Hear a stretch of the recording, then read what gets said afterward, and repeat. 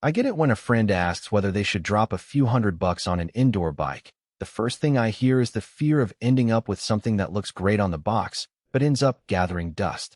You want the ride to feel real, the data to be reliable, and the whole setup to be something you actually enjoy using day after day, not a hassle you keep postponing.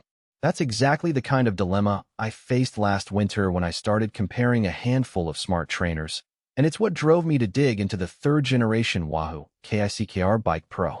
Link is in the description if you want to check the product details on Amazon. First off, the KICKR Bike Pro isn't just a trainer you bolt onto your road bike. It's a full-sized indoor bike built from the ground up to mimic the feel of a road bike without you having to move a lot of gear around. The whole idea is that you get a plug-and-play experience. Step on, select your workout, and you're off.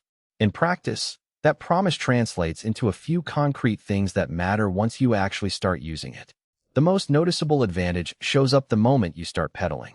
The ride feel is surprisingly close to what you'd get on a real bike, thanks to the large flywheel and a resistance system that can push up to 200 watts. If you've ever tried a cheaper magnetic trainer, you know the difference. Those can feel like you're pedaling against a rubber band. Here, the resistance ramps up smoothly, and when you throw a sprint or a climb at it, the bike responds with the kind of torque you'd feel on a hill. That's not just feel good. It's a real training benefit because your power numbers stay consistent, which makes your structured workouts on apps like Zwift or TrainerRoad actually meaningful. Connectivity is another area where the KICKR Bike Pro shines. It talks to your training apps over Wi-Fi, and the connection is solid enough that you rarely see dropouts mid-session.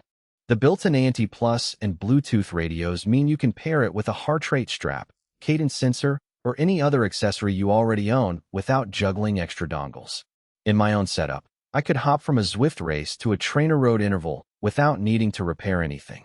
That seamless handoff is something a lot of people overlook until they've spent an hour fighting with a flaky connection. Now, the intuitive control system that Wahoo talks about is basically a small LCD on the frame that shows power, speed, and cadence at a glance, plus a set of buttons that let you adjust resistance on the fly. When you're in the middle of a virtual race, that means you can quickly raise the resistance to simulate a steep climb without reaching for your phone. It's a small convenience, but over a 45-minute ride it adds up because you stay focused on the ride rather than on menus. All that said, the bike isn't without its trade-offs. The first thing you'll notice is the footprint. It's a full-size bike with a sturdy steel frame, so you need a dedicated spot, ideally a garage or a spare room. If you live in a small apartment, squeezing it into a corner might be a stretch. The weight is another practical consideration. The unit tips the scales at around 140 pounds, which makes moving it a two-person job. That's fine if you have a permanent space, but if you need to store it away for a few months, you'll have to plan for a heavy lift. Price is the elephant in the room. At its current retail level, the KICKR Bike Pro sits well above most entry-level trainers, and even above many mid-range smart rollers. The justification, of course, is the realistic ride feel and the integrated power measurement.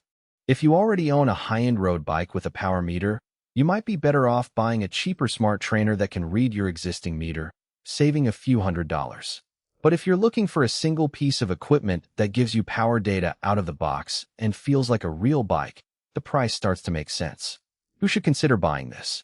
If you're a serious cyclist who spends a good chunk of your weekly mileage on a bike trainer, especially if you follow structured training plans that rely on accurate power data, the KICKR Bike Pro is a strong candidate. It also makes sense for anyone who wants to race in virtual worlds regularly. Those platforms reward precise power readings, and the realistic resistance helps you stay competitive. Home-based riders who value a ready-to-go setup that doesn't require swapping tires or calibrating a separate power meter will appreciate the all-in-one nature of the bike. On the flip side, if your indoor cycling is more occasional, say a couple of rides a week just to stay loose, or if you're primarily after a low-key cardio session rather than performance data, you'll probably get more bang for your buck with a simpler smart trainer or even a set of rollers. Those options are lighter, cheaper, and take